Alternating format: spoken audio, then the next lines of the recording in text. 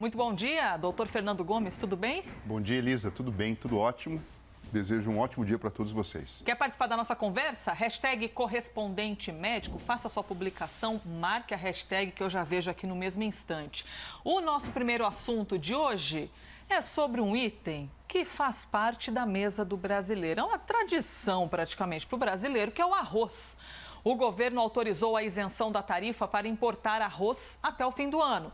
Qual que é a ideia? Poder comprar de fora do país 400 mil toneladas para tentar regular a alta no preço do alimento no mercado brasileiro, que a gente tem visto aí que disparou, né? De repente, o arroz virou um item de luxo. O que é isso? Doutora, a gente sabe que ter uma alimentação regulada, balanceada, é muito importante, mas, de fato, o arroz é um produto tão importante assim ou é mais uma cultura, uma tradição do brasileiro de sempre ver o arroz no prato? Elisa, existem diversos tipos de alimento. Então, tem alimentos que vão oferecer para a gente elementos que são importantes para a construção das células. Então, aqui eu me refiro às proteínas. Ou então, nós temos alimentos que vão nos oferecer vitaminas, vão oferecer fibras, que vão ajudar todo o trânsito intestinal. Isso é super importante. Agora, tem alimentos que dão para a gente energia.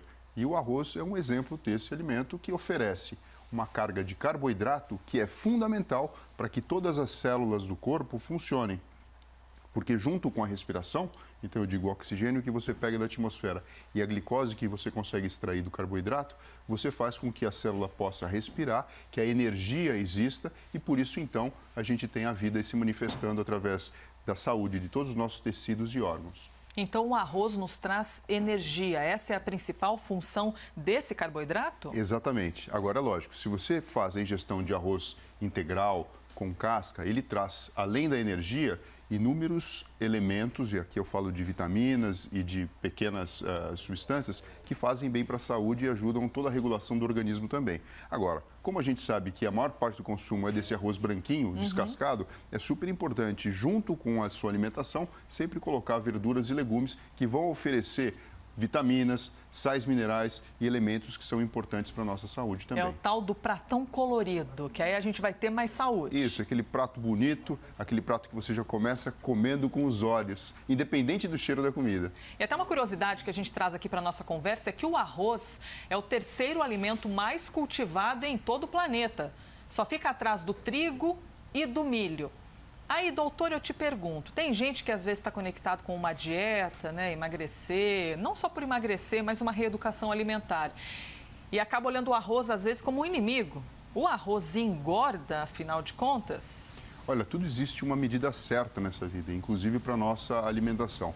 Então, se o arroz oferece uma quantidade de energia suficiente para que você tenha o seu desempenho ativo durante todo o dia, eu diria para você que ele não engorda. Agora é lógico, né? O arroz, Elisa, você tem o arroz doce. E o arroz doce cheio de leite condensado? É prejudicial, doutor? Pois é isso que eu digo. O que é uma dieta baseada em arroz? É arroz toda hora? Aí é lógico, né? Até a sua alimentação vai ficar desbalanceada. Mas no dia a dia ali, junto com as refeições, principalmente com o almoço e com o jantar, né, uma colher de arroz, aquela colher grande de arroz, acaba sendo uma medida adequada que toda pessoa pode consumir com equilíbrio e vai trazer benefício para a sua saúde, sim. E dizem até que o arroz faz bem para a pele, porque ele tem alguns elementos que ajudam na saúde dos tecidos. Pois é, como assim? Essa eu não sabia. Faz bem para a pele, doutor? Faz bem para a pele, mas não é que você vai comer arroz e por isso a pele vai ficar boa. Mas existem elementos, e até a gente pode dizer do próprio recurso energético oferecido, que ajuda na saúde dos tecidos. E a pele, sendo um tecido que está exposto para todo mundo, né, acaba ficando evidente que uma boa nutrição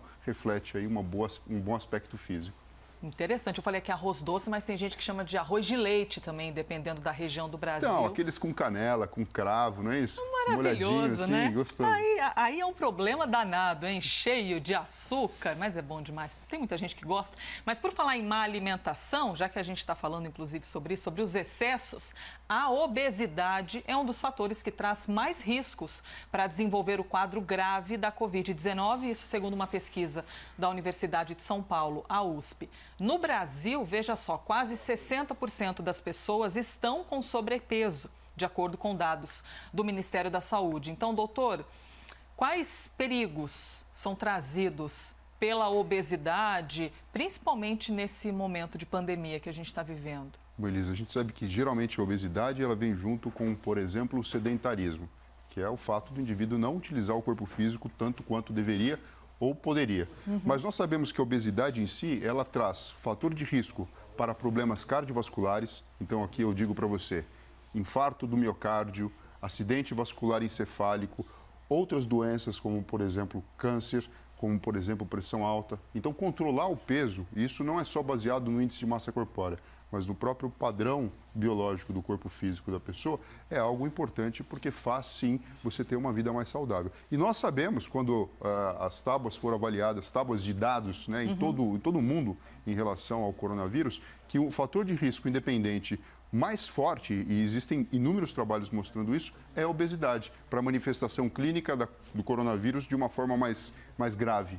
Então, assim, se a gente pode controlar alguma coisa, eu acredito que o controle da obesidade, desse sobrepeso, seja a medida mais eficaz que nós possamos tomar em conjunto com todas as medidas de comportamento que adotamos, para que você, se tiver o coronavírus, não tenha uma manifestação clínica tão ruim assim. Isso porque nós sabemos que a obesidade pode ser encarada como uma doença crônica, que nada mais é do que uma doença inflamatória sistêmica, que pega todo o corpo.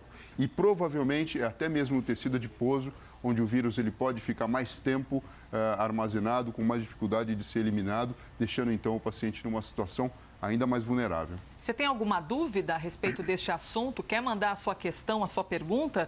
Eu estou até abrindo aqui a nossa página no Twitter para ver quem é que está mandando aqui perguntas. Já algumas participações e já eu trago para vocês. E falando sobre obesidade, eu queria fazer uma pergunta, doutora, até para tirar, às vezes, uma crença, que eu não sei se pode ser equivocado ou não. Tem gente que olha para alguém obeso e fala assim, nossa, mas é só você se alimentar bem, é só você comer a cada 3 horas, é só, e aí leva a mensagem para o obeso que, bom, então ele não é suficientemente capaz de emagrecer só pela alimentação, né? Tem gente que tem um problema um pouco maior, exato, que a obesidade vai muito além de apenas regular a alimentação, ou isso está errado? Sim, é uma avaliação completa precisa ser feita do paciente para você poder passar uma informação que seja individualizada para ele, porque não é simplesmente culpa da forma que você come. Pode estar relacionado com uma alteração hormonal, por exemplo. Então, por exemplo, pacientes com problema de tireoide podem ter um peso maior do que o normal e mesmo que façam a melhor dieta do universo e façam atividade física regular, acabam não conseguindo reduzir o peso. Então, por isso que a gente precisa ter um olhar mais geral. Mas, de fato, quando a gente compara duas atividades comportamentais, como, por exemplo, prática de atividade física regular, diária, ou então controle alimentar, das duas, o que impacta em você ter uma redução de peso mais eficiente é a redução da ingesta alimentar, sem sombra de dúvida. É muito mais fácil você cortar a entrada de combustível no corpo do que gastar mais do que você está ingerindo. Isso é um fato. Mas acaba sendo uma dica para você começar um processo de emagrecimento ou então de estar dentro de um corpo compatível com o que a sua genética te oferece. E quando a gente fala de Covid-19, por que a obesidade acaba sendo ali um fator de risco para a pessoa infectada pela Covid entrar num quadro mais grave? Porque a obesidade é uma doença inflamatória crônica do corpo. E ela faz com que parâmetros relacionados ao metabolismo sejam diferentes de quando você tem um peso normal. Então, nós temos uma sociedade que evoluiu, então a gente consegue comer, consegue se alimentar com uma dieta muito enriquecida do ponto de vista calórico e, por outro lado, com toda a facilidade tecnológica, nós gastamos menos energia. Então, andamos menos, subimos menos escada, utilizamos mais recursos que fazem com que a gente fique represando toda essa energia física no corpo, o que acaba sendo traduzido como, ok, vamos aumentar o estoque e o organismo guarda isso da forma de gordura, onde a gente tem depósito no próprio corpo. Eu tenho um assunto interessantíssimo para trazer aqui, só vou dar uma pincelada aqui na rede social, fazendo essa conexão entre a alimentação que a gente trouxe do arroz e a obesidade e uma reeducação alimentar. O Tiago está perguntando aqui pela hashtag correspondente médico, se o carboidrato vicia. E aí, doutor Fernando Gomes, existe uma tendência de ficar viciado no carboidrato? É assim, olha, bem simples e bem importante de todo mundo entender.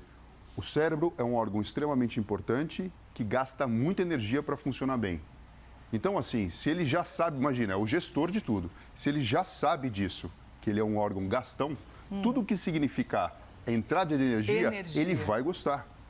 Porque com isso ele vai garantir o seu próprio funcionamento. Por isso que carboidrato, gordura, fritura, doces em geral, são tão sedutores para qualquer pessoa. porque realmente existe uma entrada calórica que faz com que o órgão fique feliz, satisfeito, do tipo, estou com o tanque cheio.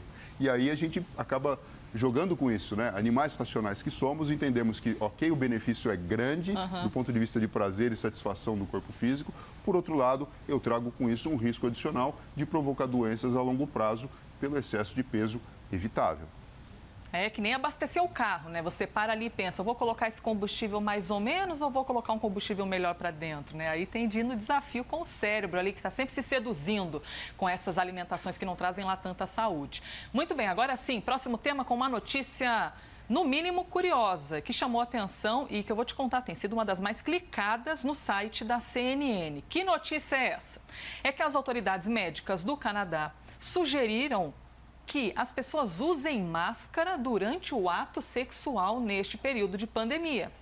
Teresa Tan disse para os cidadãos evitarem beijar e acrescentou que atividades individuais são as melhores opções no que diz respeito a menor risco de contágio da Covid-19. Doutor, quando a gente fala de Covid, a gente fala de distanciamento social, correto? Mas e aí, quem está solteiro, quem está na pista, continua ali com a vida ativa. Como equilibrar isso, doutor? Então, essa é uma discussão conceitual, né? Porque o que é sexo, na verdade? Sexo é um relacionamento íntimo entre duas pessoas que envolvem carícias nos órgãos genitais e em outras partes erógenas do corpo. E a troca do toque, né?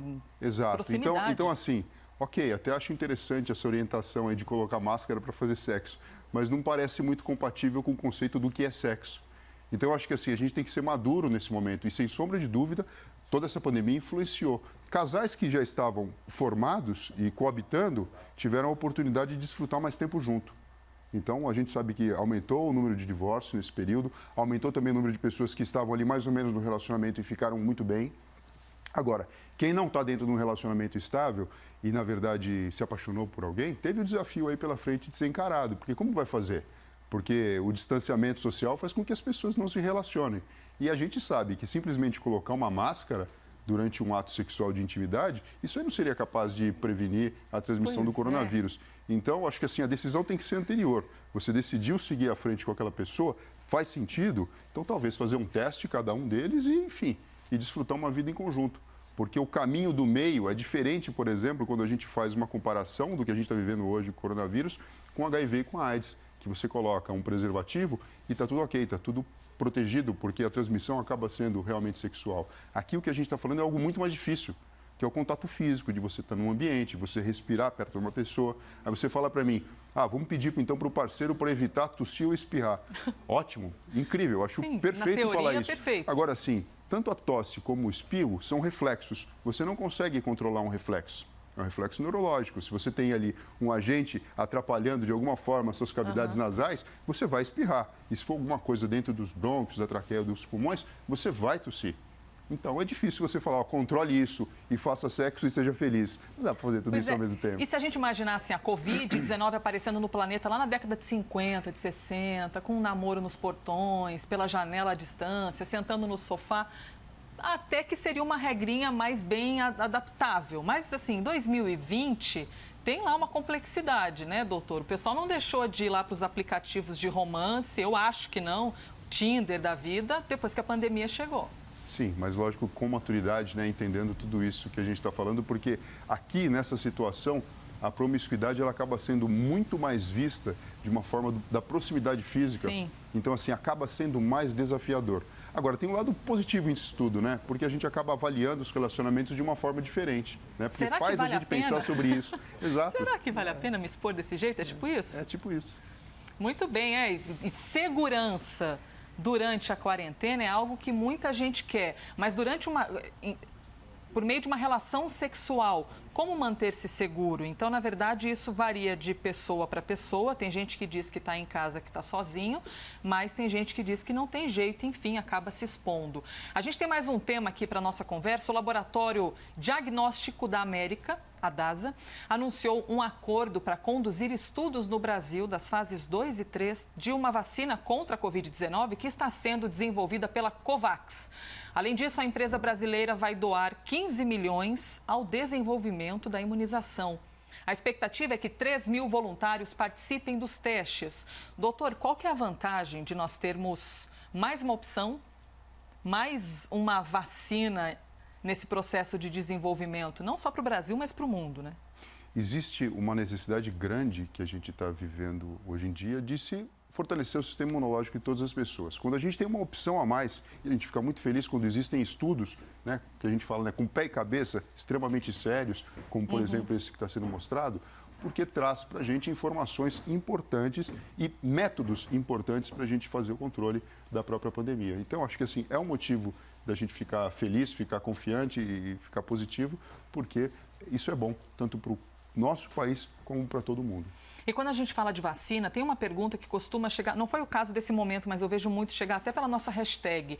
A vacina que é desenvolvida aqui no Brasil, ela tem uma característica com o povo brasileiro ou não? Quando a gente fala de ser humano, independe o ser humano, a vacina vale para todos. Essa pergunta é excelente, porque a gente sabe que a própria resposta imunológica de qualquer pessoa, qualquer agente que venha agredir o corpo físico, tem um embasamento, quando você vai puxando toda a sua origem, na própria característica genética da pessoa. E a nossa população tem uma mistura genética muito rica e muito interessante. Então, nós temos imigrantes de diversas partes do país, do mundo, nós temos a influência portuguesa, a influência africana. Então, assim, o nosso sistema genético, quando a gente olha na população, acaba sendo ditado por toda essa complexidade e toda essa miríade de opções que existem, né, do ponto de vista genético. Então, sim, acaba sendo algo que pode ser mais apropriado para o nosso povo, mas tendo esse respiro que a gente sabe que existe essa mistura de todo o universo através da própria genética. É uma pluralidade que a gente tem no nosso país. Então, a vacina russa, por exemplo, poderia ser naturalmente... É claro que ainda vão chegar mais informações, né? Eu já estou fazendo aqui uma pergunta para você, levando em conta o futuro. Mas poderia, então, naturalmente ser aplicada no Brasil ou é preciso que haja ali alguma análise, um pezinho atrás? É assim, ela poderia ser aplicada no Brasil, porque existem elementos que são mais básicos, comuns a todas as pessoas e seres humanos, e por isso existe esse racional. Mas alguns detalhes que podem implicar por que em determinada população aquela taxa de eficiência, de eficácia foi maior do que em outro, tem essa explicação que é a diferença genética que cada povo acaba apresentando.